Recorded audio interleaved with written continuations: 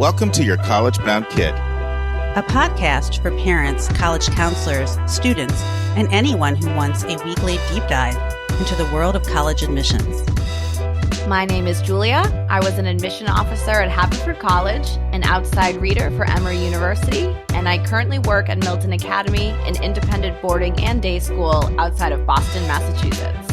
I'm Lisa, and I'm a clinical psychologist and college counselor. I have a daughter in college, a daughter in high school, and a son in middle school. After 30 years in Chicago, we recently moved to North Carolina. My name is Mark. I'm a college coach in Atlanta and the parent of two daughters. Karis, a graduate of Davidson College, and she is the founder of the Spanish tutoring company, SpanishHelpToday.com. And Joy has a bachelor's degree from the University of Georgia and a master's degree from North Carolina State University.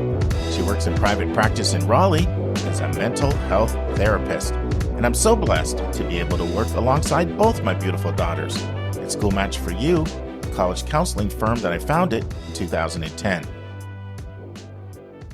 This week in the news, Julie and I will be discussing a CollegeVine article on what to do if you're deferred or waitlist. How do you write a letter of continued interest? Part 1 of 2.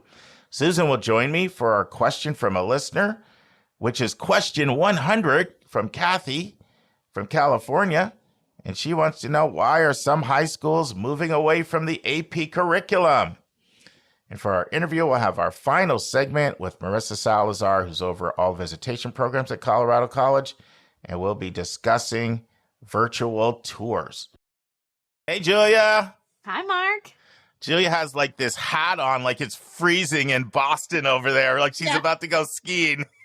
Yeah, well, we had a lovely storm yesterday, but it was 60 degrees out, so I really don't have an excuse to wear this hat, except that it's been a busy day.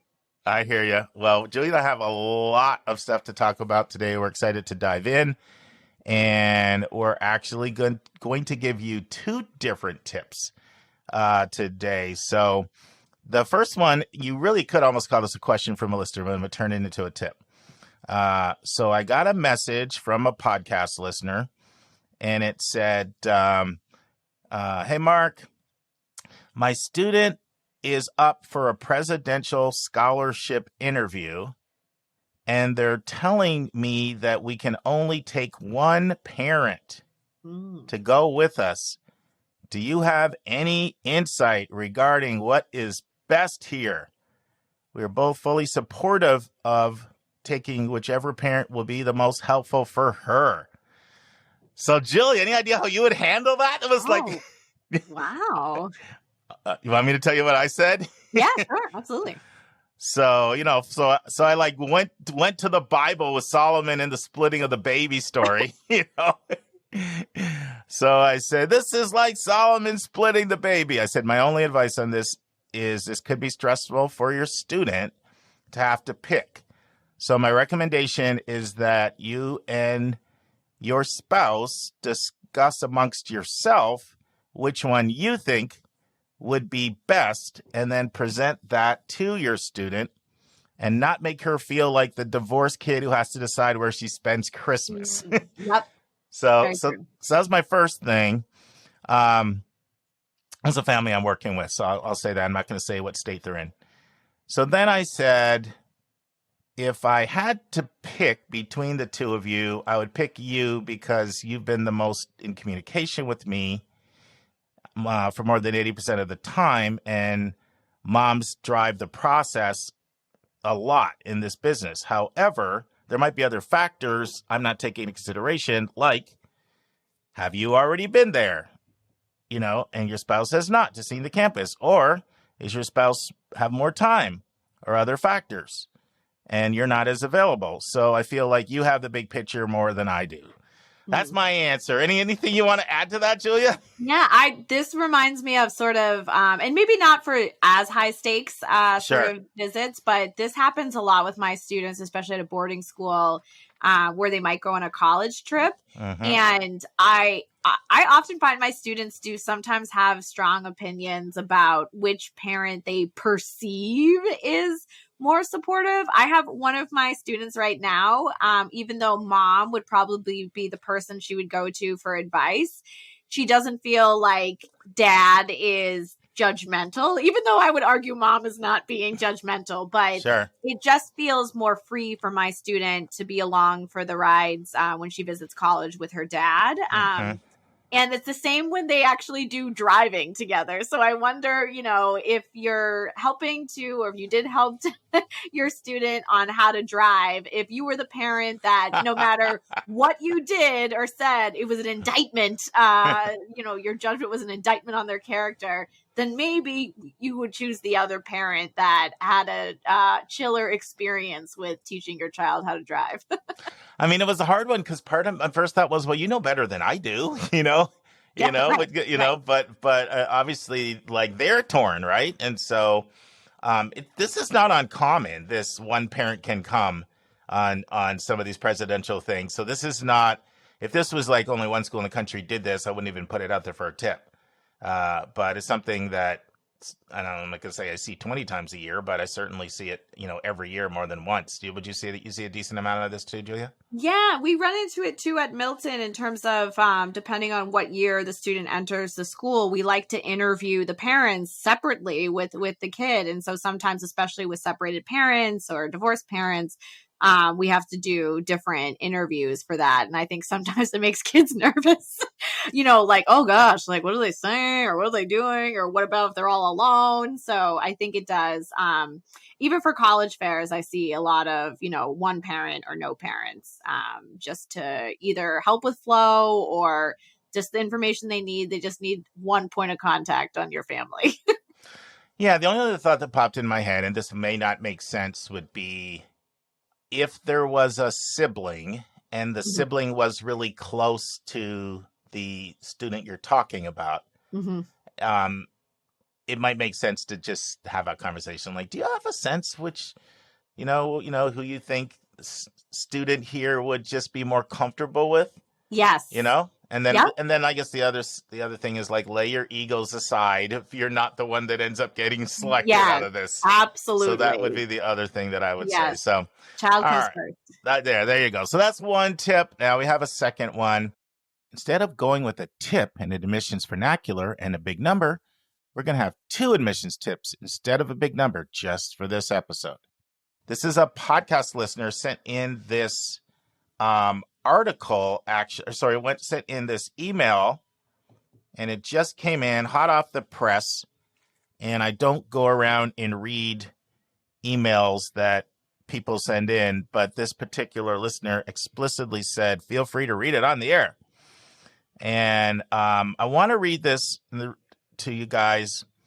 And the reason why I want to read it is because a lot of times, and I think sometimes, Julia, we can be guilty of this, that we don't talk enough about C students, B students, students with D's on their transcript. And it can lead to the impression that there's not a lot of hope for them, either for admission and certainly not for merit scholarships. And for all of you who have a student with multiple C's, or maybe even lower, and you're wondering if there's hope, I want you to hear what this email says. Hi, Mark and YCBK team.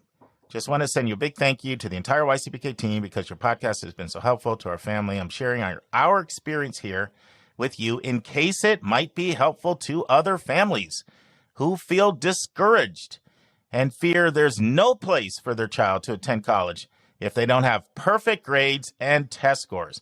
You have my permission to read it on the air. My daughter's a high school senior attending a rigorous charter school in Arizona. She has a 3.22 unweighted GPA on a 4-point scale and a 1200 SAT.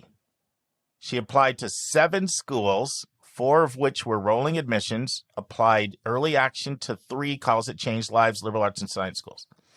So far, she's been accepted to 5 despite having 3 C's on her transcript and is awaiting decisions on the remaining 2.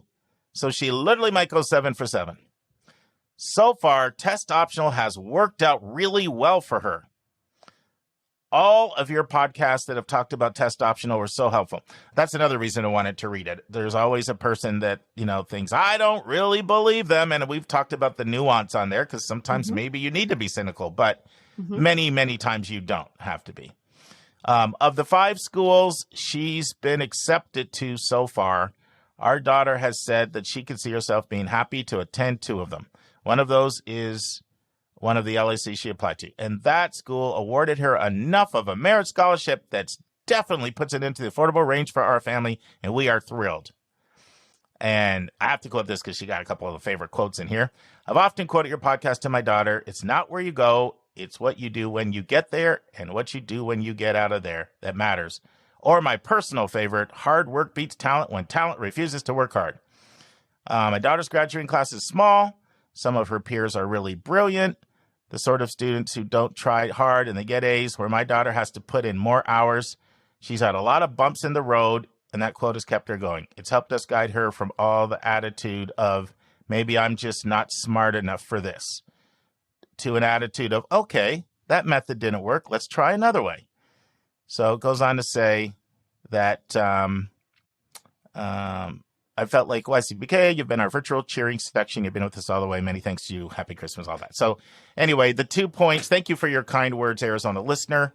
But the takeaways here are 2, that there really are test optional schools that if you don't submit scores, you can experience positive results. Mm-hmm. And don't lose hope if you've got, some blemishes on the transcript and you start to have seeds of doubt pop in your mind. Any thoughts, Julia?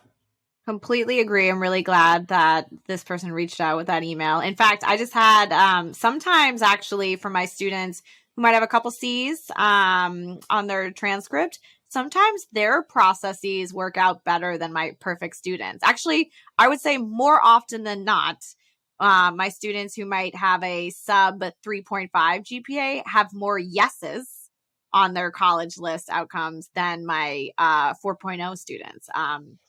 Because if you're very thoughtful about a place that would support you and value you and nurture you, then you're very sort of, you manage your own expectations and understand things, then it actually ends up usually working out better for those students. And I just had 2 students who got the top amount of merit-based scholarships at a early action college, and both of those students had multiple C's and one had a D on their transcript. So, and they got the top merit-based scholarship on top of a couple other merit-based scholarships from a pretty selective school. So there you go. There you go. And for our admissions vernacular, LOCI, letter of continued interest. And that is actually what we are going to be talking about today. LOC. I've never heard it called the loci. Have you ever heard that, Julia? This became, yes, you should ask Rod Skinner his thoughts on this, because this became the vernacular like out of nowhere that my students were using about 2 Really? cycles The ago. loci? And yes. And like, so I come from, I don't know if listeners know this, but I used to be in research before this, in clinical research. And that was a term we would use. So I was like, where did this They're come stalking from? me. Yes, I don't know who started it, but it seems to be what people all around are using now, instead of saying, defer letter or waitlist letter. Yeah, and obviously, when you're working with students applying to highly competitive schools, you're going to get a lot of these. So this is something that Julie and I are in the midst of, that question over and over and over again.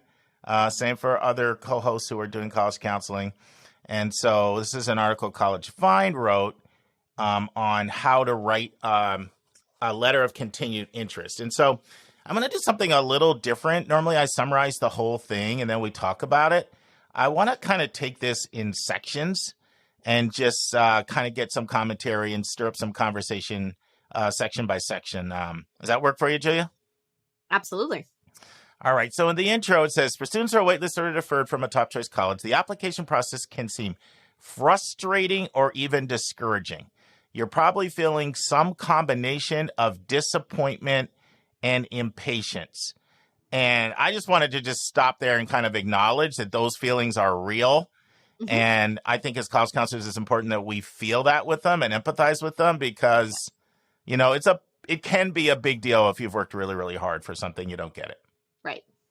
It goes on to say that you now have to wait even longer to find out if you've gotten into the school of your dreams. And worse still, the odds of being accepted off the wait list are even slimmer than regular acceptance rates.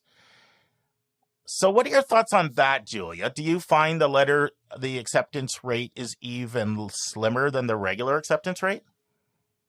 For defers? Yeah. Yes. Sadly, yes. I've always felt it's been, well, it depends on the schools. I was going to say similar, but then again, with the most competitive, so is similar 6 to 8%, right? I mean, they're all so low, right? The regular admission rate is already so low. Right.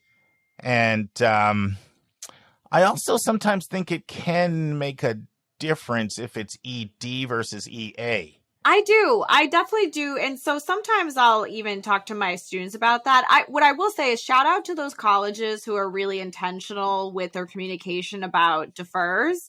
And sometimes that's not giving numbers, but sometimes it really is saying we've made a very concerted effort to not do any sort of what we might call courtesy defers. So maybe that's a student who's really strong and nothing's wrong with them, but there's not a reason to admit them. And so it feels cruel for the college to just give them the deny.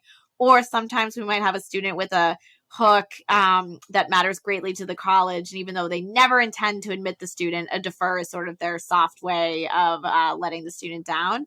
More colleges these days, as we get into these really low numbers, are really trying to be more intentional about that. And so I will say for the schools where I see an intentionality in their defers, then yes, I would often see kind of a higher admit rate than if you had just gone in for regular.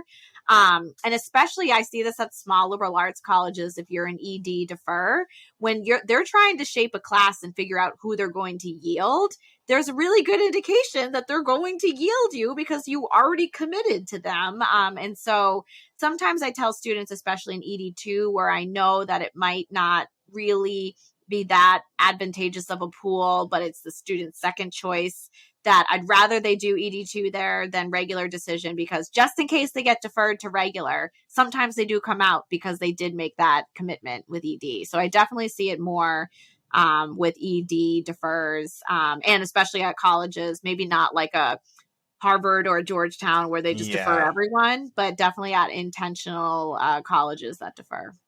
No, I want to completely concur with that. In fact, I'm going to share something which I think I might have shared on the podcast before, but if not, maybe you missed that episode or you forgot.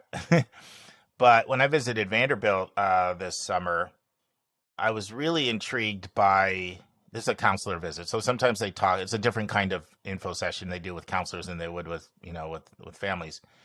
So they basically said our top priority is to get our yield rate to 65%. So I was very, very intrigued. How are you going to do that?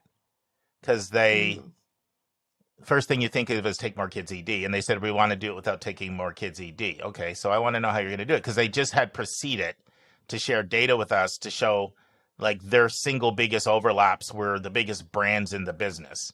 So how are you going to get more wins about them? And I was really drilling them, to be honest. And I know they didn't tell me all the secret sauce, but they did say one thing.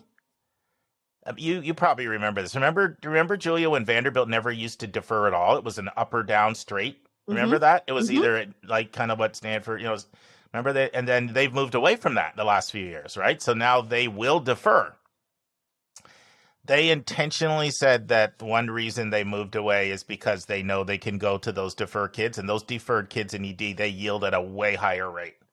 So I think that I find for the regular, I was surprised by that statement because I find the regular decision admit rate and the deferred rate are really similar.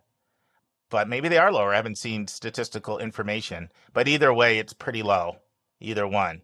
And so I appreciated some honesty here about that. Because a couple of things. I also want to shout out schools that give their past few years data.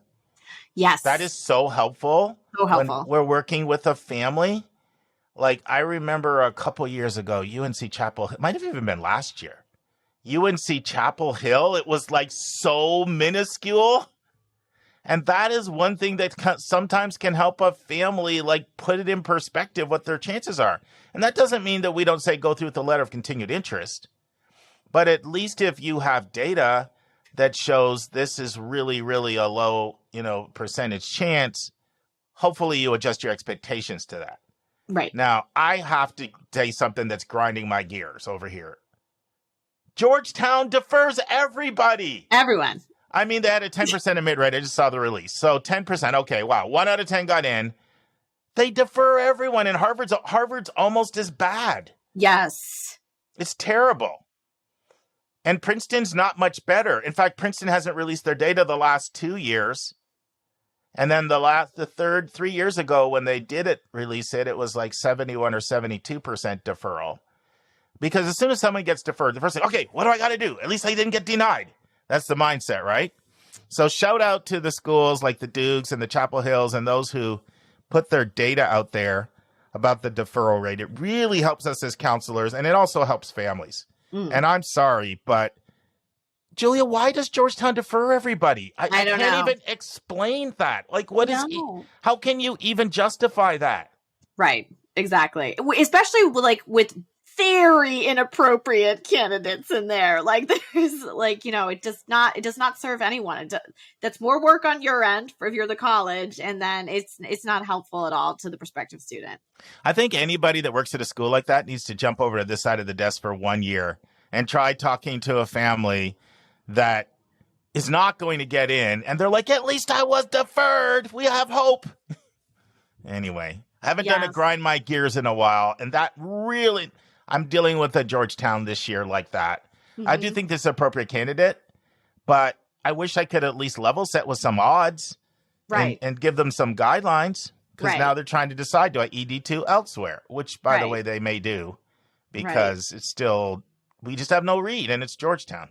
Yes. And on top of that, both Harvard and Georgetown practice restrictive early action policies. Georgetown with no ED options. And so, especially if you're going to have a prohibitive early round in terms of what other results someone might be able to get, I would really like some transparency so students can really make a thoughtful list and good decisions. And if you're new to this podcast or college admissions and you're not completely following that, so there's different policies around early action, right? So you have like MIT that's completely unrestricted.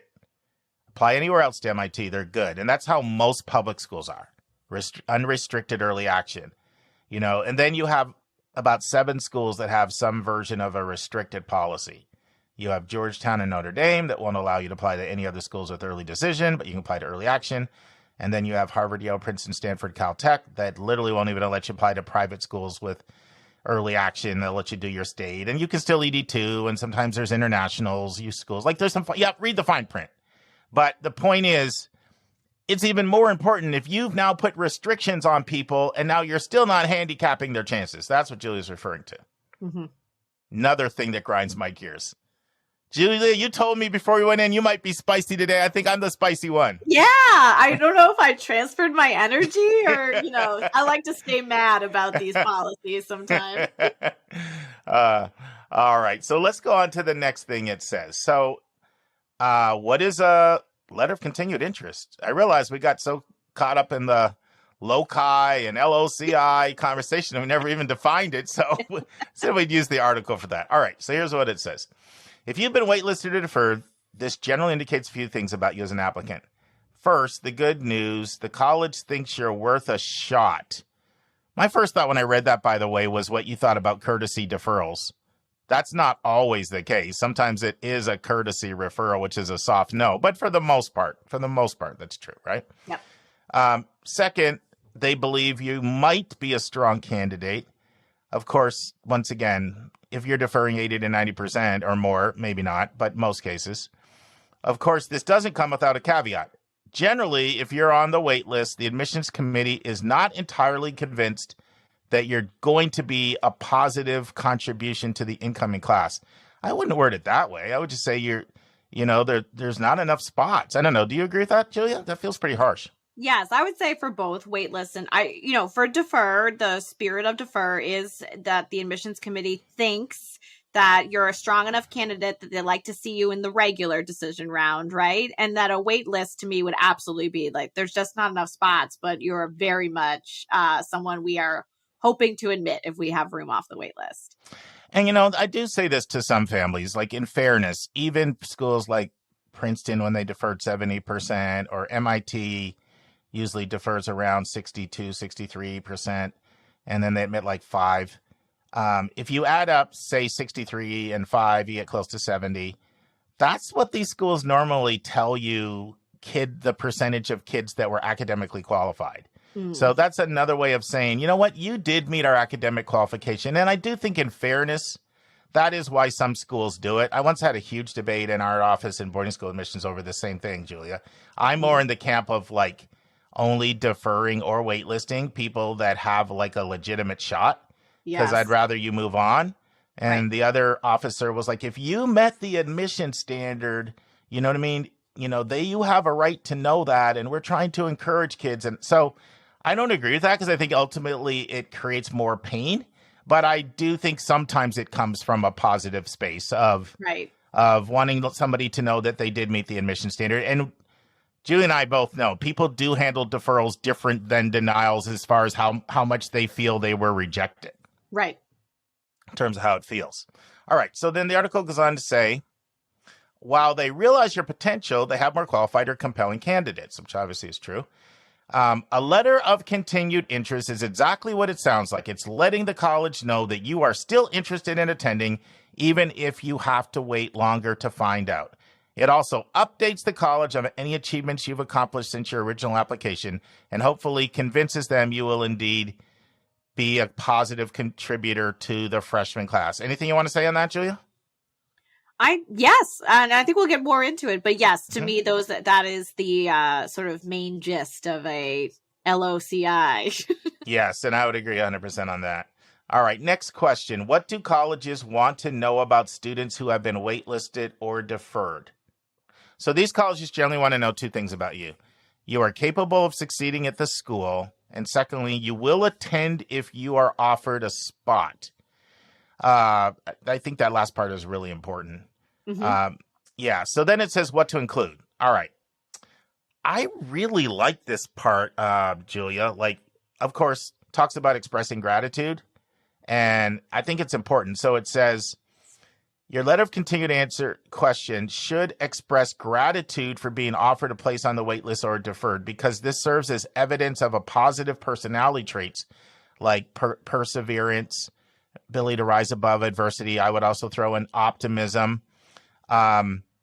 You want to convey to the college that you haven't been sitting around moping over the fact that you weren't immediately admitted.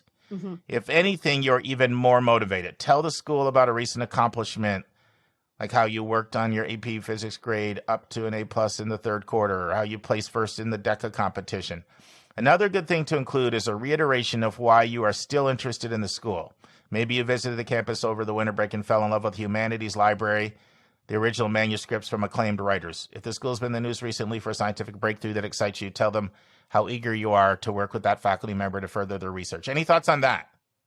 I really like this opportunity, actually, because what we'll find is that if the college even asks you, why are you interested in attending, you have a word count and you're limited by the exact question of the prompt. So you now have an ability to kind of move outside of that word count and that prompt to really say some things that have really stuck out to you about the college. And, it's not been a ton of time, maybe since you applied in the early round, or especially if this is a waitlist letter, maybe it's been a month since they read your application. But being able to provide some updates that sort of not only further round out what you care about or who you are, but it's basically like sort of like a sneaky way to get in another 2 supplemental essays there for you for your favorite college.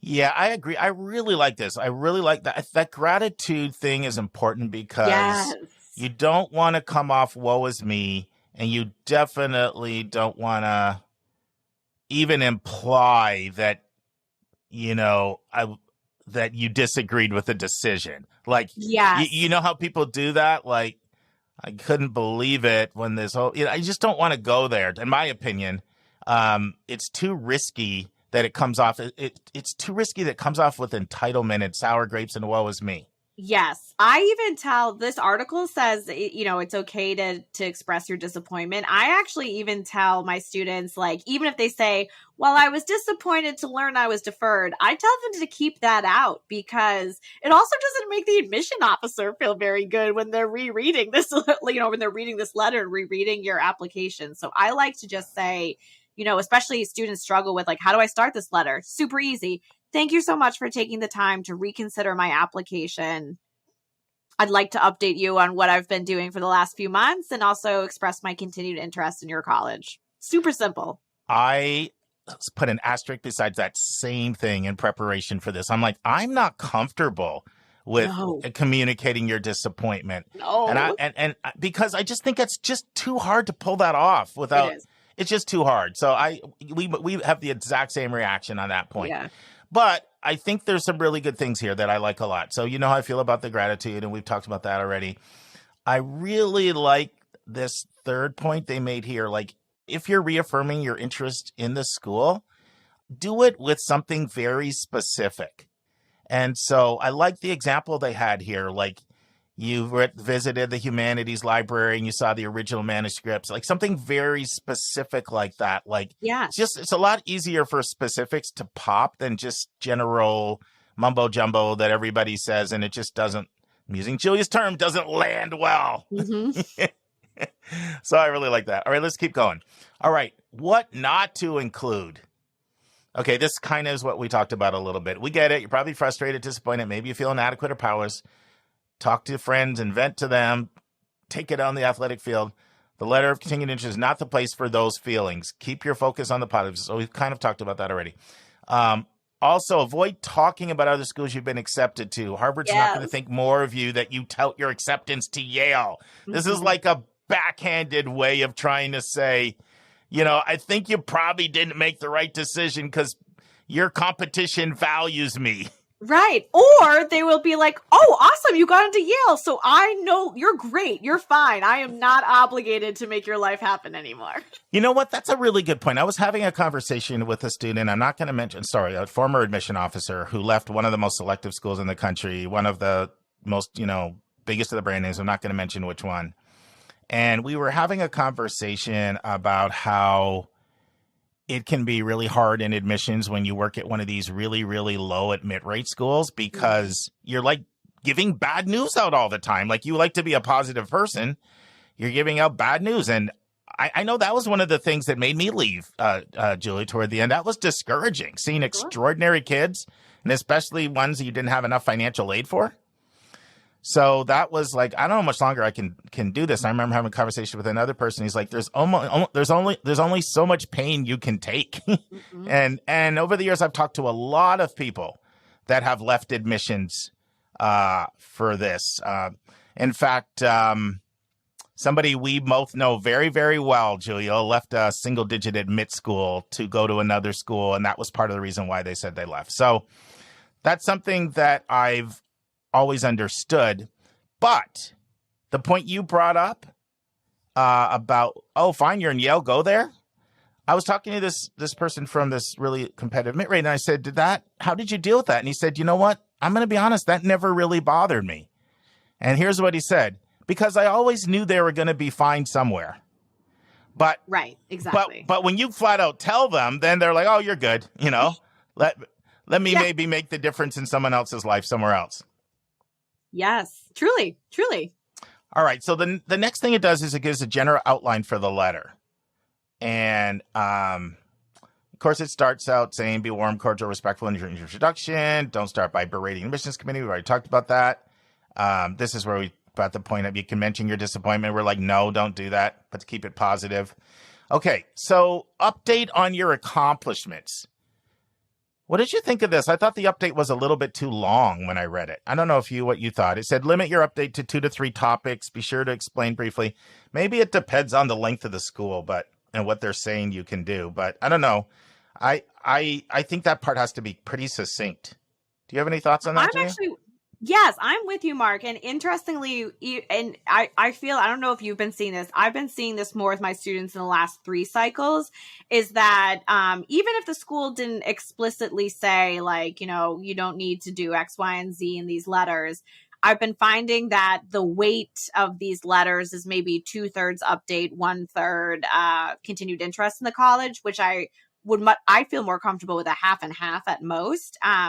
I also find, especially if we're talking about defers from the early round, literally maybe 3 months have gone by, right? So the other thing is like, what kind of meaningful updates are there that have sort of transpired? And I sort of disagree with the article about updates on grades because the colleges will get your mid-year grades if you've been deferred from an early round. And then a lot of the time, if it's on a wait list, I think you can request to get your final grade sent to that college if you would like. So I say if they don't really have a lot of time, the admission officers, like maybe really stick to at most half of your letter being updates. And those maybe are 2 to 3 about sort of really meaningful things to you or something that you would have probably included based on the timing. So, for a lot of my students, if they get deferred, they didn't get to tell the admissions office about the end of their fall sports season. And maybe they went on to a championship or they were awarded the coaches award at the end of the season. So there might be some really nice, hefty updates, but a lot of the time, and especially for students who feel like they don't have anything to update, that's okay too. You might not have a lot that transpired in your 17 to 18-year-old life in a 3-month time span. No, I agree with so many things you said there. One, I don't really like the grade thing at all too, because you'd also run the risk of being seen as a grade grubber. Right. And you only have a certain amount of real estate and you're choosing to take your time on that and they're going to get it anyway, I would say for me, I like at least 50% of it to be more you affirming why you're drawn to the school. And especially sometimes even if you can articulate ways in which that school uniquely has an opportunity to be transformative in your life. Exactly. That's the kind of thing I like to go with a lot of that, at least 50% on that. Friends, when we talk about reaffirming your love for the school, we are definitely not talking about mentioning their ranking or their prestige. That is like nails on a chalkboard to most admission officers. When I was at Westtown School back in 2004, I remember this like it was yesterday. I subbed for Susan in terms of being the adult presence at an evening presentation by Brown University to about a dozen of our students. And after this session was over and the students left, I started talking with the Brown rep, and he said to me, if any student mentions that they like Brown because we are in the Ivy League, and then he made a motion like he was crumpling up a piece of paper and throwing it in the trash. In other words, they're toast. Same applies to mentioning the prestige or ranking of the school in the LOCI. Friends, this concludes part 1 of our article discussion on how to write an effective LOCI. We hope you'll join us for part 2. But before I leave you today, please don't send off your LOCI to any school before you hear what we say next week when we discuss many things, including when you should send off your LOCI. And now it's time for a question from one of our listeners.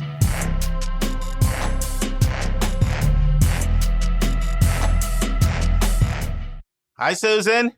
Hi, Mark. How are you? Good. And I have to thank all of our listeners out there because the question we're about to answer today is number 100. Woo! So we have had a lot of you guys have sent us so many great questions. In fact, we're up to 123. So you guys have really stepped up to the plate with SpeakPipe. We just launched it in 2023 and we're excited. So I'll play question 100 and Susan, love to get your comments. Wonderful. Hi, this is Kathie from California. I'm a parent of one in high school and one in college, and I'm also an academic counselor in a private 6th through 12th school. I've heard a couple of times on this podcast that some schools are moving away from AP courses, and I was curious as to why that is. It seems that colleges, especially these selective ones, put a high value on AP courses for admissions and can even offer course credits once accepted. So I'd love to hear your thoughts. Thanks for all you do. Well, Kathie from California, this is a wonderful question and one that's actually near and dear to my heart, both as a school-based college counselor for many years, but also as someone now who reads applications and is very sensitive to the different curricula that exist at schools all across the country, but also around the world. And I'm sure all of you can, listeners can picture what it's like to sit in an admissions office and read through hundreds and thousands of applications. And each one is unique. Even if you read applications grouped by high school, which sometimes helps. And Mark, I felt strongly about this from my admissions background when we worked together at the same school, that sometimes reading applications in a school group gives you context about the school and things like what's offered, the way that recommendations are approached. But most colleges, and where I've read for the last, the two schools where I've read for the last 6 years, do the first reading not by school group. So we're reading within a geographic territory, but each school that you pull up in Slate is different. So understanding curriculum is really, really important to understanding the choices that a student has in their school, what the culture is of the school in terms of rigor, and really, really basing on a working knowledge of the school profile, which we've talked about on the podcast before, but knowing a school. And if there are a lot of questions in the mind of a reader about a school, even if a profile isn't included, doing enough research that you're giving that student a fair evaluation. That's really at the heart of every admissions review. So Kathie, your question is about why would schools ever move away from the advanced placement curriculum, right? That's, and I lived through this at my school. In fact, I led the charge, having come from admissions, working in a college prep school, and knowing a lot of intel about how applications were read and talking to a lot of college people. I began to realize that at some schools, AP is really no longer the gold standard. At some schools it is. So let's just speak right to that ambiguity. At well-resourced schools, independent and public, charter, you name it, many kids are studying beyond the AP level at this point. That may be multivariable calculus. It may be a high-level engineering STEM program. It may be a research a component within the curriculum. But high schools are doing some pretty innovative, amazing things with their curriculum to take kids to higher levels of study. Maybe not in every subject area, but letting kids explore their talents and their interests, and really then going to a high level of study. What happens is a lot of colleges, when they're reading a transcript, they just count the number of AP classes, or IB higher level classes, or British system, Cambridge A-level class, whatever it is. There are shorthands for helping the reader identify the rigor of that student's course program. What happens, though, is with AP is there are students going beyond AP, and that can end up devaluing a student's academic rating or the rigor rating if the reader of the application is not really aware of that.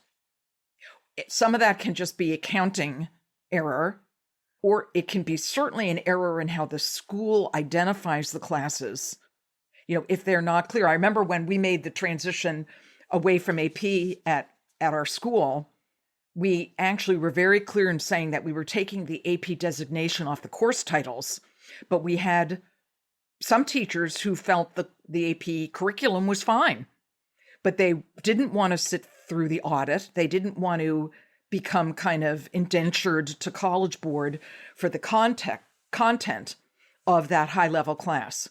So some of them for a few years stuck with the AP curriculum and then began adding and subtracting to that class and eventually designing what we referred to as an independent advanced curriculum. There's an organization that's been around since the 90s in the US called the Independent Curriculum Group. I sat on the board of that at the very, very beginning. And they have now been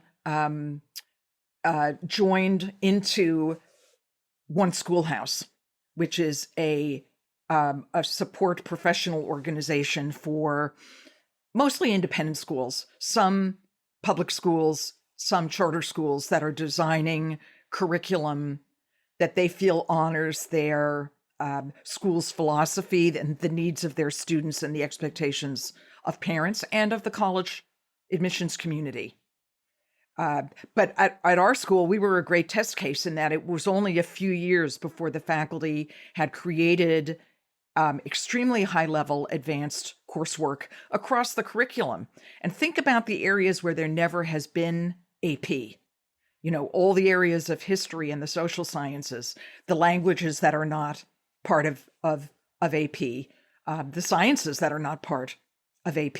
Now, none of this replaces a standard, respectable college prep program of study. That's still what the colleges look for first and foremost. But I can assure parents that it doesn't have to carry any one label. Colleges are used to dealing with an enormous variety of curriculum, and much more so now than 20 or 30 years ago. The AP has shrunk very much and is in some cases more likely to be found at under-resourced high schools. And that's not a generalization. So I know some people will say, oh, no, what do you mean by that? That sounds disrespectful. But at schools that are under-resourced, AP does provide a audited curriculum for high-level classes. It's not up to the teachers. It's a curriculum that they have to sign on to contractually with College Board, and they are audited on an annual basis. So this riles a lot of teachers, needless to say, but it also helps a lot of teachers who don't have a lot of resources, and they can't do the kinds of training and they don't have the money to spend in the lab. And so there's good points. I'm not dissing AP altogether, although it's really easy to do that as an educator these days, but it has an important place, as does IB.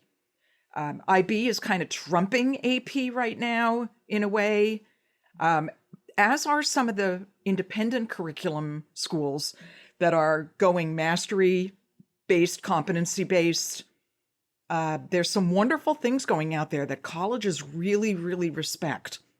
And these alternative high-level curricula have really taken a strong hold in a lot of schools across the country. Yeah, and I had a real interesting front seat to this question. That's why as soon as this question came across our desk, it wasn't a nanosecond before I was like, Susan, this one's for you. Because, thank you.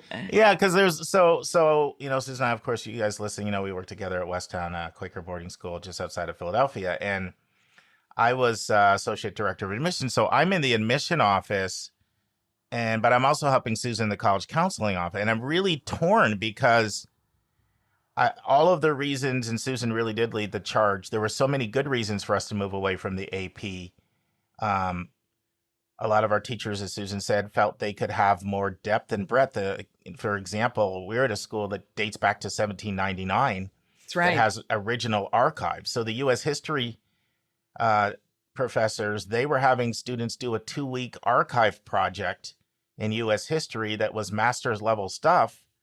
And they said, we could never do that with the AP because of the breakneck speed you'd have to go through, because it's like AP has so much breadth and not as much depth, right? And so Susan was also making the case that in our school, some of what the sciences and the maths were using the AP curriculum, they were more comfortable with that. But then the Englishes and the histories weren't, and we were calling them advanced. Remember all that, Susan? Yes, and colleges weren't valuing them correctly. The colleges thought that advanced was less than AP.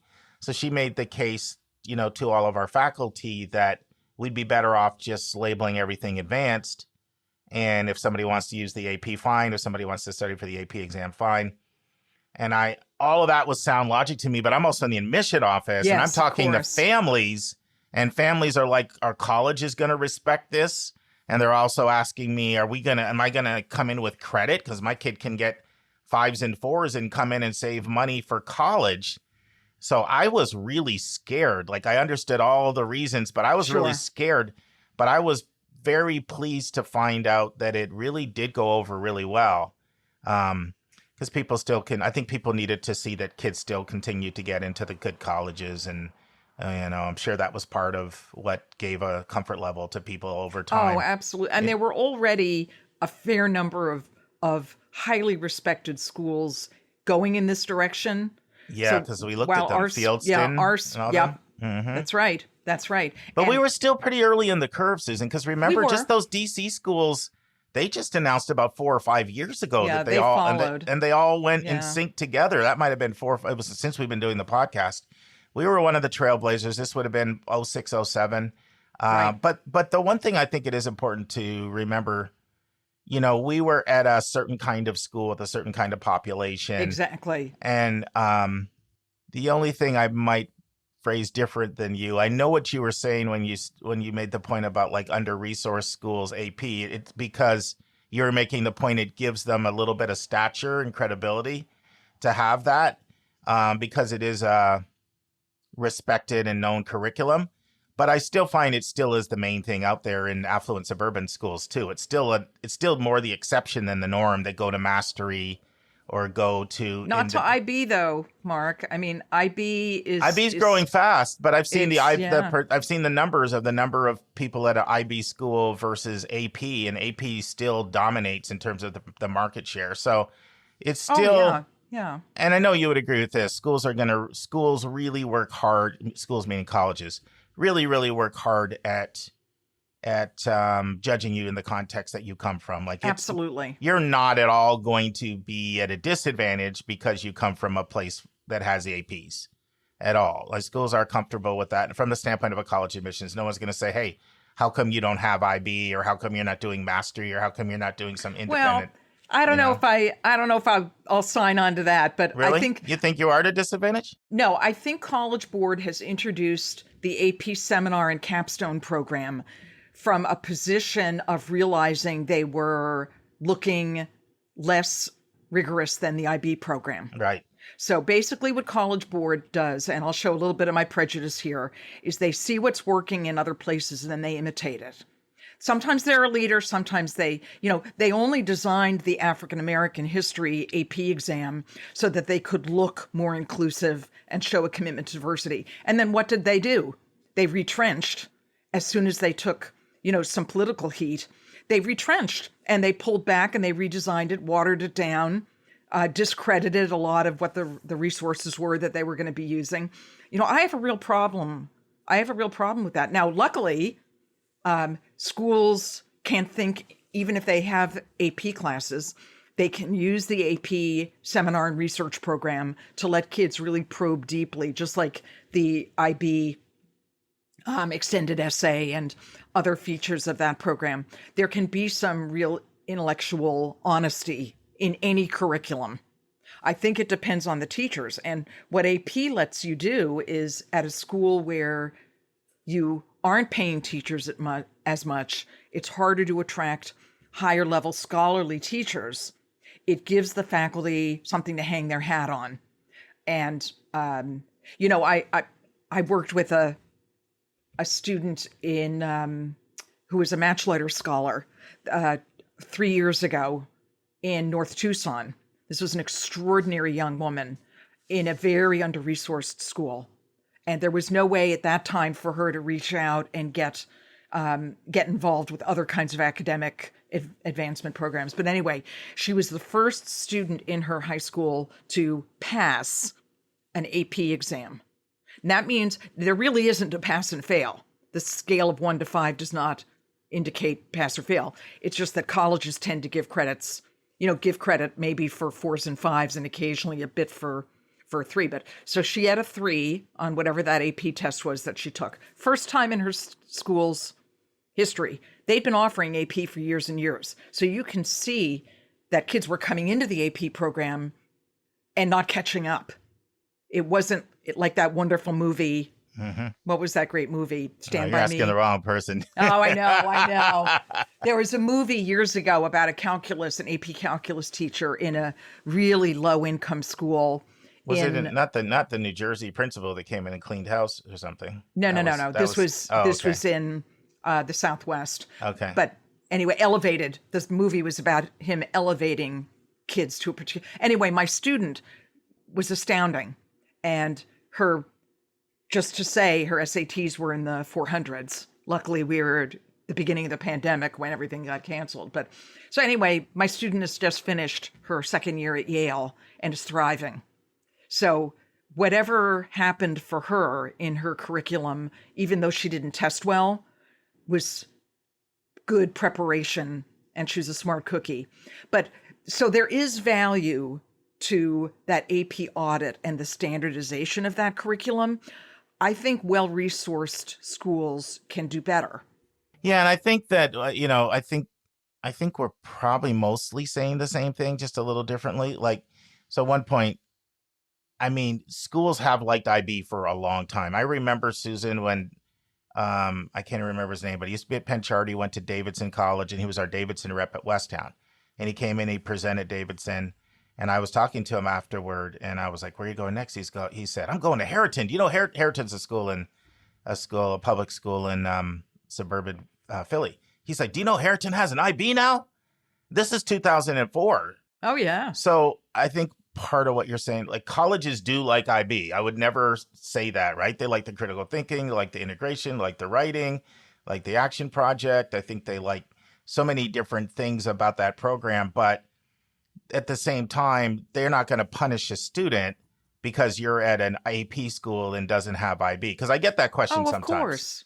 And some schools have nothing. They just Correct. have honors. Right. They just have that little old H that shows up on a transcript. And, I've worked for read applications for universities that receive, applications from very rural and very urban, from reservation kids, from, schools abroad that are in a national curriculum. And it's very hard sometimes to tell. But colleges are interested in all these kids because whatever kind of school they go to, they're bringing a perspective, a richness of background and understanding. And in a college classroom, when you have kids from all these different backgrounds, as long as they are well enough prepared to not struggle kind of every day of their life, there's some danger in that. But that's the thrill of going to college and realizing you're sitting next to a student who sees the subject matter very different from you do. So, and that's what's so different from high school, unless you went perhaps, maybe to a boarding school where there were kids from all around the world, and that's a tiny group. But for most kids, that doesn't happen till you get to college. And colleges are looking for all these kids. So there's no immediate penalty. And I think that's really important for Kathie to know that there's no immediate penalty for the curriculum that your school has embraced. Absolutely. I think for some people, AP is the gold standard. It's all they kind of know. It's all they hear of. And so the thinking, why would you go away from something that's so widely known, so widely respected, so widely understood?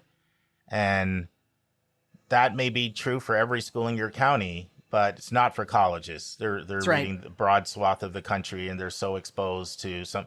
I mean, look at homeschool kids, and they can do extremely well in the college admission process, And so that's the job of the admissions professional, is to know these different, to study a transcript and to study even a local school and know these different types of curriculum that are out there. But but there are plenty of reasons people move away from it. And one reason is teachers tend not to like it as much. It can limit their freedom and their flexibility. Absolutely. And they might have an area of incredible expertise or passion that they've developed, and they don't have time to cover that because they have to prepare kids for the AP exam. And that can also feel really inhibiting to teachers, because I've talked to them about that. Like, a lot of them feel judged by the AP scores that they generate. Absolutely. And they don't always think that that's the best way to judge the caliber of their teaching. I don't think it's that they're just trying to escape accountability. Right. I think that they really literally sometimes might have an area of expertise that's important, or maybe something happened in the world and it's a social studies class and you really think, you know what, we're just going to talk about this. And you think that would be so helpful, but then you feel, no, I got that AP exam I got to prepare for, and I'm going to get judged by that score. So we have to just skirt over this important life thing. And so I think a lot, at least that's a lot what I've heard from different teachers. It's not just, and I agree. Yeah, it's not just, I don't want to be held accountable. You know, what's interesting, Mark, too, is that, you know, as I read applications from students all around the world, I understand that in the United States, we're just about the only country that is not test driven in high school. You know, every other country has national, well, almost, I don't know every country in the world, but has national exams, national qualifying exams. These were designed, of course, for their own university systems. You know, that for entrance to their own university systems. No acknowledgement at all about differences in learning style or necessarily critical thinking. But that's the way those educational systems have evolved. You know, I remember I have a cousin who married and raised his family in France. And when his oldest was in 10th grade, he said, well, we have to send him out of the country now before it's too late. Because in 10th grade was when the French system, that may be different now, I don't know, but in the French system, split the vocational from the academic kids. And there was basically no going back. You know, once you were, you know, the two roads diverged in a yellow wood and there you went. So at that point, his son came to the U.S. to boarding school, but that's assuming things about, you know, psychological and cognitive development about 10th graders, which as far as boys go would be a total disaster. That'd be a shipwreck. But, you know, it's a different national system, but the exams in Asia and the UK, all throughout Europe, the die is cast at such an early age. And so we in the US devised this AP program that kind of tries to not be that, but yet kids are either recommended into AP classes early in high school or not. But there isn't, you know, it's not like IB where you have to be admitted kind of and prepared for a curriculum.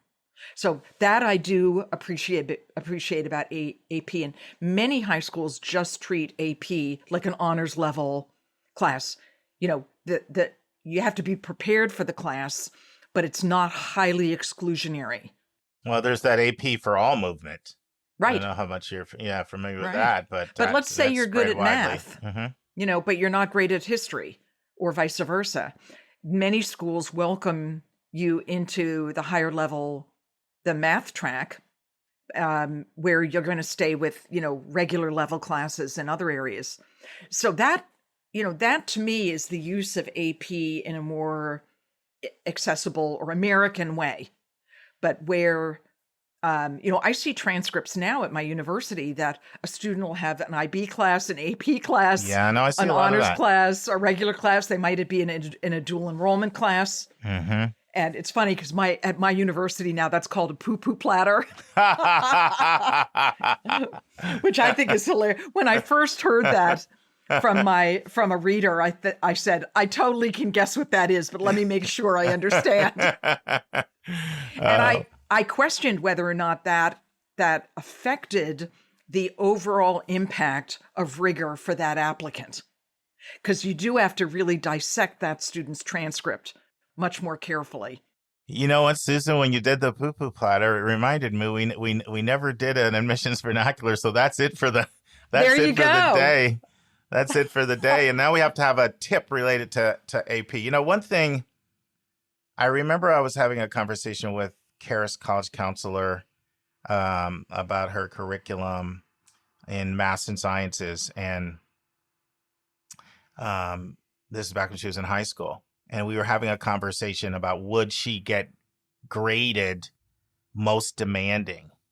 Do you want to talk to our listeners a little bit about sort of that, how that's done by the college counselor? And we probably at some point need to talk to people about the secondary school report more.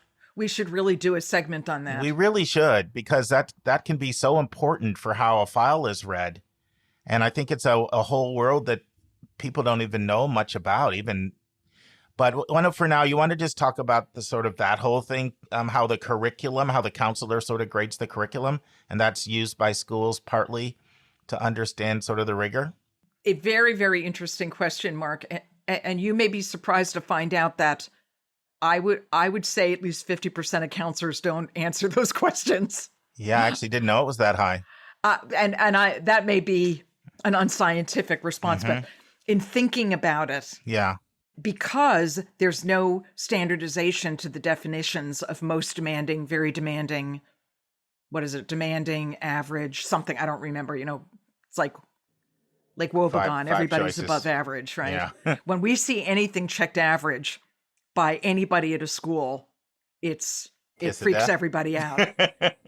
And we talk about it when we're reading an application, in committee-based evaluation, but we end up not being influenced by it. We make our own assessment of rigor and PQ, personal qualities, other things that are being. But the rigor rating on the school report form of the Common App and the Coalition app is simply a series of check boxes that the counselor can choose not to fill out with basically the cover sheet that accompanies the transcript. The SSR school report form is just giving basic data. The student is asked if they have a GPA and a rank to report it on the Common App, but we never take their word for it. Anyway, it's interesting to see what they think, but we are only going to take that data either from the transcript or from the school report form. Well, let's come back and do something at a more systematic at another time. But, I do have a question about something you said. So, how you mentioned at a lot of schools, people are counting APs. How common do you think that is in how files are read? Because I know, we talk about how everybody throws out the term holistic admissions, which is some ways it's kind of a lazy term because if everybody uses it, it means nothing kind of, but we know there's gradations of holistic. Like, of course, there's, literally some schools using 20, 30, 40 variables in their assessment. And then there's some people that say holistic and it's like grades, test scores, and maybe one other thing, or something. So, because that's a pretty lazy way to evaluate somebody is to count APs. Right? I mean, there's so many different ways. Even if you're looking at APs, I agree. You can look at APs through the prism of the self-intended major versus what they took, and you can look at, lots of different ways you can slice it. You could look at how that school has done traditionally if they have some of that data for you. But how common do you think that is, Susan? Just sort of counting of APs. Well, I agree with you, Mark. It depends on how the school is coming up with an academic rating, because ultimately the result of a reading of an application, especially the first reading, is the assignment of a whole series of ratings that the individual school has determined to be important to their assessment of an applicant's ability to succeed and fit for the major, if they include that. Not every college includes that to a high level, but those are really the two things that, the college is trying to determine. The counting of classes, often there is a count for the highest level of coursework available at that school. So it could be higher level IBs, it could be APs. So there are a bunch of things that can go into that. We have to get that data from the school profile to see what's available, because a school may also just put an asterisk next to the name of a class to indicate that they consider it to be among the most rigorous, higher level, taken by the most high level kids type of class. So you got to figure out the messaging. I worry a lot about how thorough colleges are in that regard. I think the schools that truly are the most holistic in their own definition make no mistakes there. So they would count APs, but they would count other things too. Colleges also make note of how many APs a student is allowed to take. Because, for example, IB, there's really a very tough limit. 3 higher levels in the junior and senior years in the same subject areas. Once in a blue moon, you see a 4th higher level. And that's really unusual. And usually the counselor goes on and on about how they made an exception for the student because of, this and the other thing. But so the academic rating for rigor is influenced by a bunch of different things that each college has decided it's going to value. If a high school only has AP, that's their highest level of rigor, but then they also usually have an honors followed by a college prep level, followed by a standard level or something like that. So you got to know when you're counting. At some schools, honors is going to get be in the highest category. In others, it's going to be not in the highest category. So some high schools don't help us a whole lot on this, and we've talked about profiles before, but, we'll go hunting on a website and look around. And if we don't have the information anywhere and the geo reader, the person who's responsible for that geographic territory, sometimes then they get on the phone. If they're interested in the student, if they're lukewarm about the student, then they don't.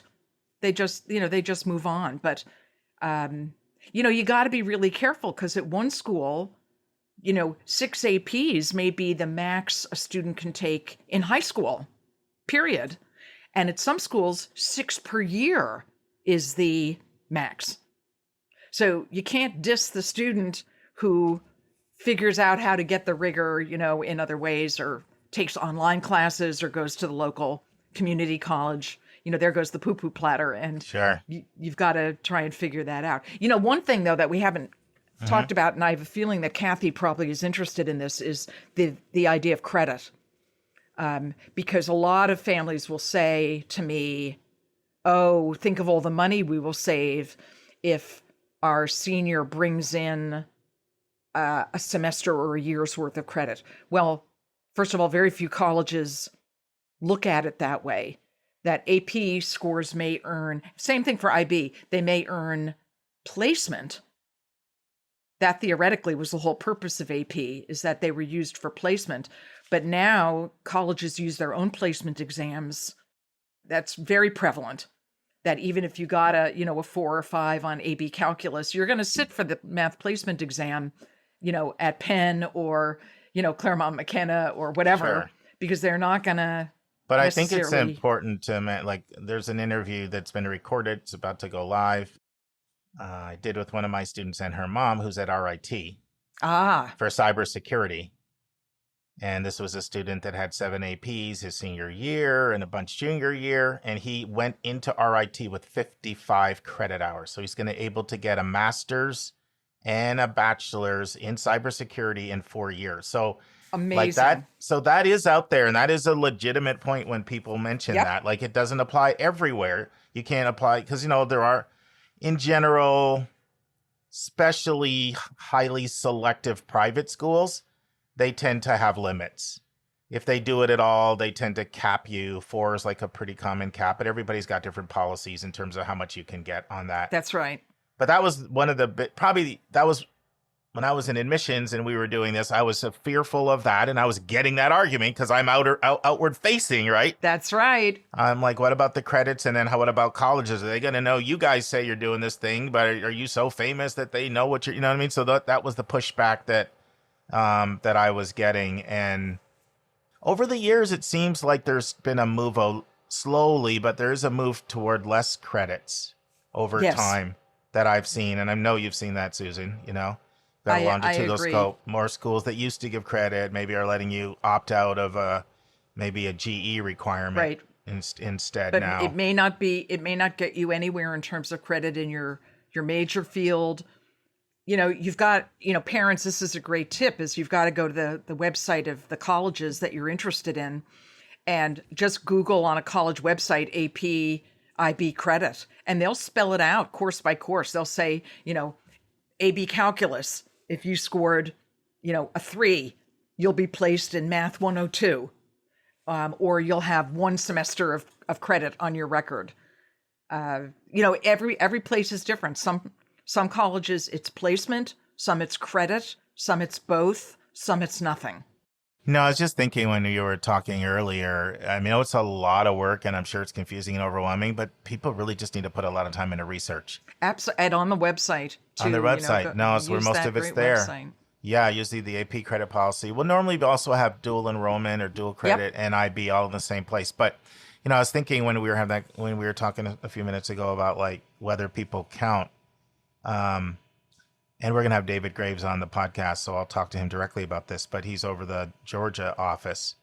And he's always been a leader on transparency, whether you agree with the methodology or not. But Georgia, I was thinking about what Georgia does when you were talking about how different schools define their academic rating. And Georgia has a very clear process where initially they look at, are your test scores within our middle 50? Which 31, I was looking at the numbers for this class that just came out, 3134 ACT. So were you in that middle 50%? And then they recalculate a GPA for the students, but they're very transparent about what their re-weighting is. And you have to be in the middle 50% of the GPA, which for them this year was a 4.13 to 4.38 GPA. And then to make this point, it's 9 to 13 classes that they deem to be advanced. Ooh, that's interesting. And that's the middle 50, 9 to 13 classes. Yeah. And they define it as AP, IB, dual credit, or dual enrollment. And that's how they define it. There so it doesn't count honors or advanced. So Susan, I had a student a while ago who had a 334 ACT, and he had 7 APs, which were mostly 4s and 5s. And they were like very balanced. Like he'd have BC Calc and then he'd have World, like it wasn't just all math science. And he had a 3.93 GPA. So he gets deferred in the early round. And he got in Georgia Tech, which overall is more selective, although there's always right. And I knew some people there, and so I was able to basically have an appeal process. Great. And it went to one level, then went to, and it basically what it came back and they said, and it's just to show how every school is different. They said, well, his APs fit within that 7 to 12, and his 34 ACT fit in there. And but his 393 was under our middle 50%. And, this happened to be a black kid, but Georgia doesn't look at race, and they don't look at race, and look at gender, they don't look at any of that stuff. So none of that stuff was, they got sued for a lawsuit for affirmative action a while ago, and they backed off voluntarily before anything came through. So there was not any contextual stuff at all in terms of race or gender or anything. So when I said to him, so let me see if I understand this correctly. If he would have had a 36 ACT, and if he would have had every AP imaginable, and if he would have been the most extraordinary kid you've seen from extracurriculars, and you would have still waitlisted him, and I'm sorry, I always have the mistake of confusing waitlist and defer, because this is the early round. You would have deferred him, and they said yes. Wow. So that's just an example of how one school has decided to do their initial... very standardized. Very academic rating. And in that system... a dual credit is the same as an AP. It's the same as an IB. And they're not necessarily saying, well, AP physics, we see is either related to his curriculum, or we see it as more rigorous than human geo or something like that. That's just the way it is. Yeah. And it's a lot of work on families, because if you want to understand this, you need to know the different schools and how you're being evaluated. Which is one of the reasons I know Susan's never been a fan of like the applying to 20 schools or more, which is what a lot of people are doing is they hear it's harder and harder to get in. Well, my solution is I'll throw 5 to 10 more apps out there. Because they do evaluate differently. While there are some things in common. Yeah. But there are probably more things that are not in common. And institutional priorities vary so much, even among similar universities that, no, I understand. I say to families, as long as you've got a great anchor group of colleges anchoring your list that you're very likely to be admitted to and you would be happy to go to, you can apply to as many colleges as you like, as long as you're not shortchanging any of them in terms of the quality of the application. Yeah, and that's one reason why I've moved away from, I don't answer the question on what's the right number. I mean, I'll generally give some guidelines, but I say there's so many exceptions because I've seen a kid that is so organized that can do 18 better than someone else can do 3. That's right. No, you're absolutely right. And there's like a lot of factors involved here. It's a tough question. We get it all the time. How many colleges should I apply to? I mean, I'll generally, you know my new position. If you find 3 likelies or probables that you like, then do what you want after that. Yeah, we are. Yeah. We're totally in agreement on that. Yeah. Well, thank you, Kathie, for your question. And thank you, as always, Susan, for your wisdom. I appreciate this. This is great. Thanks. Great question, Kathie. Thanks for sending it in. Kathie, be sure to reach out via text at 404-664-4340. That's my personal text. Or you can email to questions@yourcollegeboundkid.com to let us know, do you want Dr. Lewis Newman's book, Thinking Critically in College, The Essential Handbook for Student Success? This is a book that came out in 2023, March.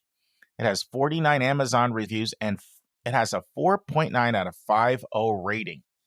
Or Elliot Felix's book, How to Get the Most Out of College, 127 Ways to Make Connections, Make It Work for You, and Make a Difference. This came out in 2022 and overwhelmingly has 5-star reviews, and it has 83 reviews up on Amazon. So just let me know which of these books you want us to send off as our thank you for sending in a question. And now this week's interview with a special guest.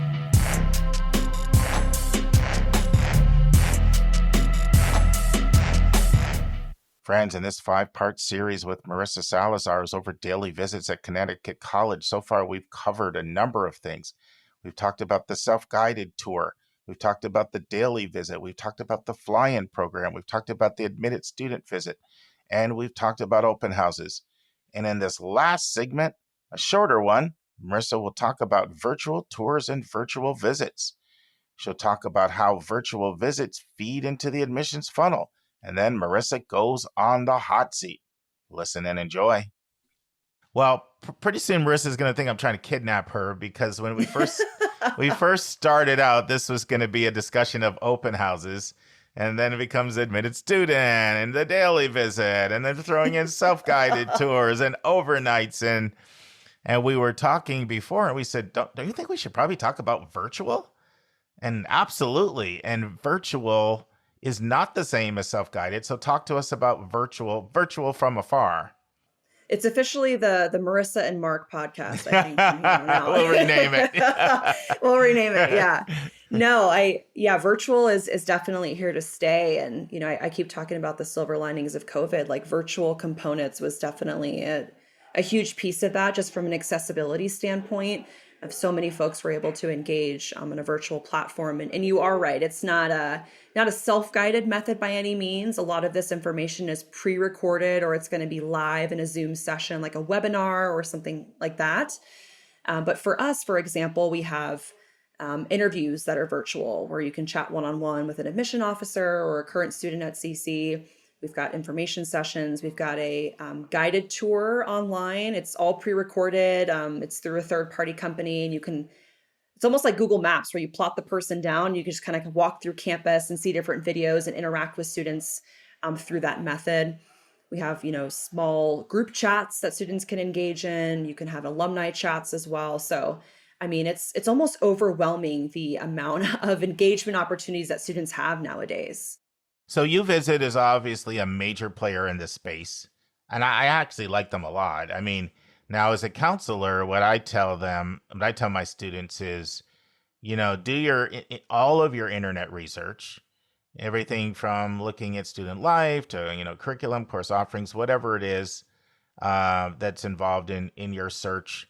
And part of that should be sign up for an information session, online information session. I'm talking about someone from a distance, Yep. And do something like UVisit, or YouTube sometimes has a lot of great tours up there. But both the school's own tours as well as just random student walking you around, right? And then I say use that with all your other research as part of your screening to decide which places are a priority that you now want to take the bigger visit. Because especially if we're talking hotel airfare, rent-a-car, meals, now we're talking about significant expense of time and money. And, you only get so many bites of the apple at that with the calendar. So you can't afford, very few people can do like 40 of them, right? So it just doesn't work, either money or time. So are you guys on the UVisit platform?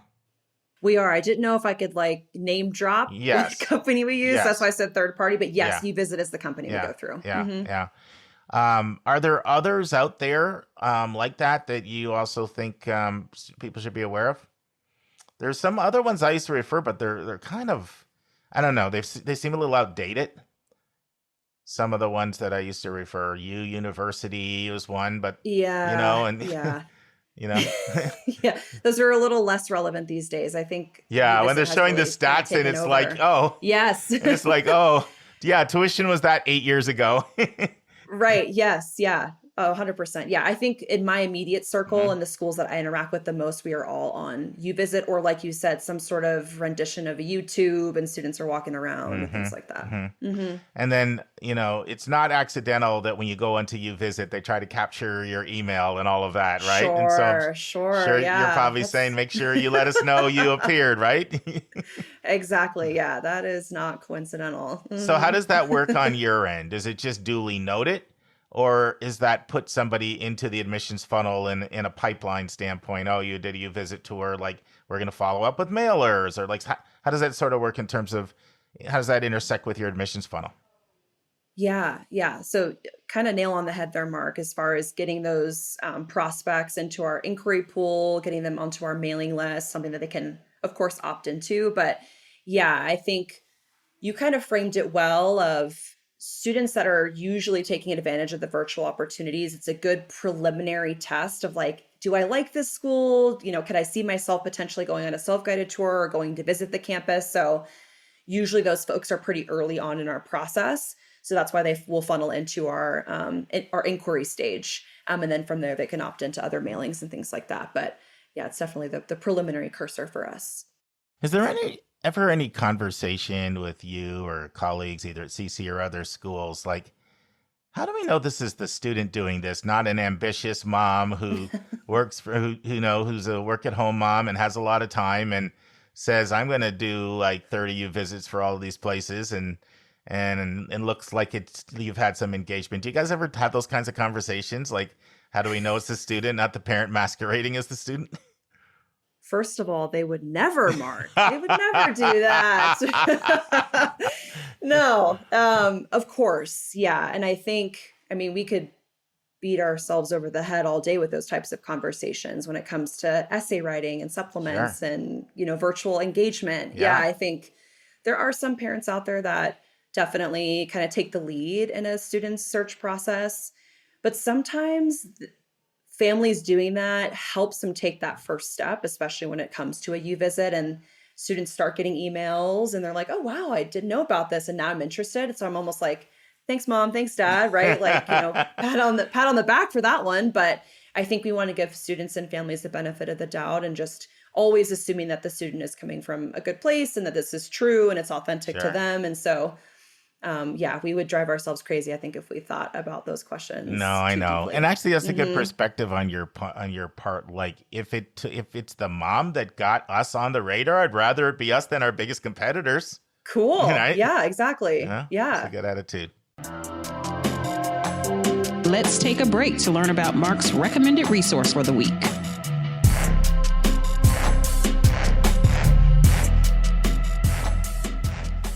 This is Linda with this week's recommended resource, the website College Majors 101.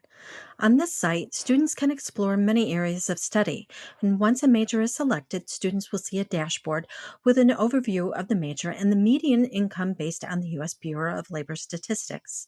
From here, they can link to schools offering the major, to industry associations and publications, and directly connect to college departments, allowing them to compare curriculum differences. The site features videos where colleges highlight their school's program, and students will also find links to potential future employers. College Majors 101 is a free resource with no need to register to use these tools. However, there is an optional Get Recruited feature where students can supply basic information and indicate they're open to being contacted by colleges. Your student can begin exploring majors that may interest them at collegemajors101.com. Well, thank you. Thank you for doing double duty. And I really appreciate this, Marissa. Thank you. It's a pleasure as always, Mark. All right. Well, this has been amazing, thorough, and comprehensive. I know our listeners have really learned a lot from this, but no first-time visitor gets away without going through the hot seat, the lightning round. Oh, gosh. You're like a lot of people before the start. What's this lightning round thing, Mark? Yeah, I'm nervous. All right. So the first question is, if you couldn't be in admissions, you couldn't do anything, or in education, what would you do? What would you be interested A flight in? attendant. Easy. I think about this frequently, actually. You were ready love for me. to travel. I was ready for you. It's like we prepped, but we actually didn't. Yeah, a flight attendant. Yeah, I love to travel, and I love interacting with people, and I think that satisfies both. There you go. Awesome. All right. I'm going to stick on this travel theme. What are a couple places on the bucket list that you definitely want to get to that you haven't been to? Thailand is number one. And I'm getting married next year. Whoa, so I think congrats. that might be a honeymoon. Thank you. That's a hint.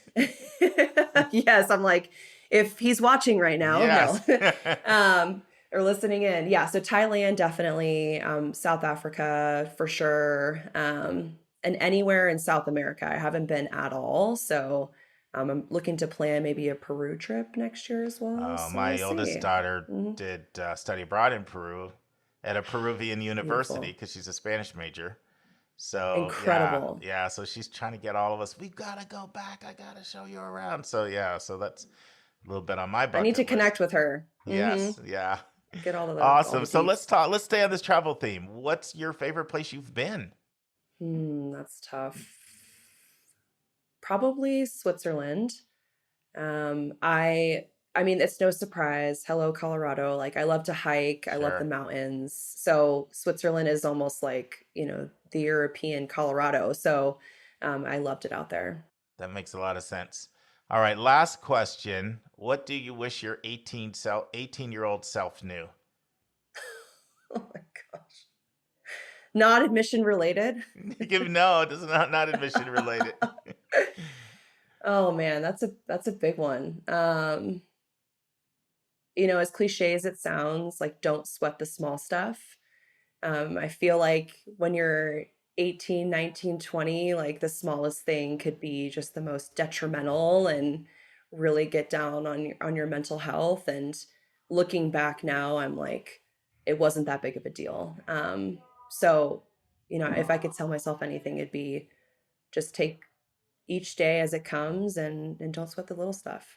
But in the mid 90s, I was in sales, a couple of Fortune 500 companies, and one of my sales jobs, I had a company called Paychecks. My boss, he gave all of us a book. That was the name of the book. Don't sweat the small stuff. That was his Christmas gift to us one year.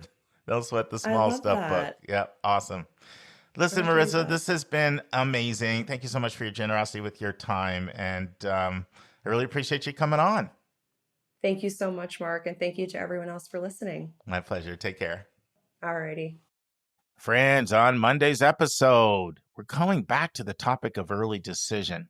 I think you're going to like this segment. I've divided all the colleges up that offer early decision into 3 different categories, and I'm going to talk a little bit about the distinctions amongst the 3 categories. I'll have some other things to say about why colleges offer early decision and some things you just want to be aware of regarding early decision.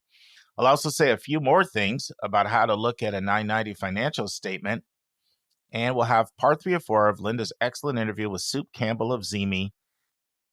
And Soup is talking about understanding the new ZME and how ZME helps your student to understand a school's culture by connecting with both prospective students and current students at the colleges through the ZME app, which reached as high as 12 in the App Store. Friends, when it comes to picking a college, my favorite illustration is that of trying on a shoe. I like this illustration because when you try on a shoe, you're first and foremost concerned with comfort and fit. But you could have the most expensive shoe in the world, and it could produce ingrown toenails, or plantar fasciitis, or neuropathy, or bunions, or blisters, or calluses, or hammer toe, or diabetic feet, or claw toes. If you think, how does he know this? Because I looked up problems that you can have if you have a shoe that doesn't fit. That's why I probably said plantar fasciitis the wrong way. Sorry, foot doctors. But the other nice thing about trying on a shoe and comparing it to a college is you're the only one that really knows how well it fits your foot, not your sibling or your cousin or your friend or even your parents. You know whether that shoe fits your foot. And that's why with college admissions and making a decision, you have to block out the noise.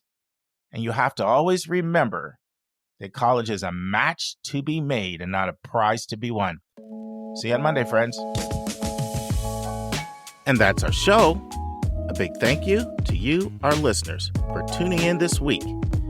If you find this podcast helpful, please follow us and you'll get every single episode as soon as it is released. If you're interested, there are a few ways you can really support our podcast. You can click the share button and send it to your friends and acquaintances. You can help us pay our staff and our expenses by donating on our website. You can write a review for us on Apple or Spotify. I'm the producer of the podcast, but we have a fantastic team of 15. Shout out to our co-host, Dr. Lisa Ruff, Dr. David Williams, Linda Depker, Susan Tree, Vince Garcia, and Julia Esquivel. And to our substitute co-host, Sylvia Borgo. Our sensational sound engineer is Nemanja Motvich. Our amazing music is from Victor Allen Weeks. Marketing designs are from Kimberly Blass. Lily Parikh manages our Instagram. Our image editor is Talha Khan. Joyce Ducker does our website episode updates. And our webmaster is Stelianos Dimitriou.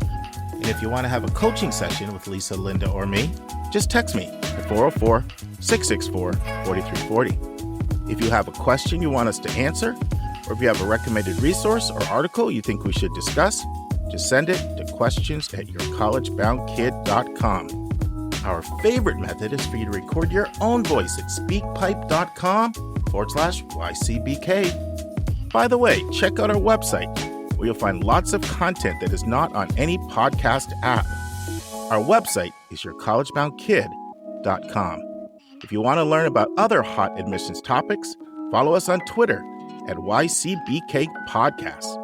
We think of you as our listening family, and we look forward to meeting again with you every single Monday and Thursday.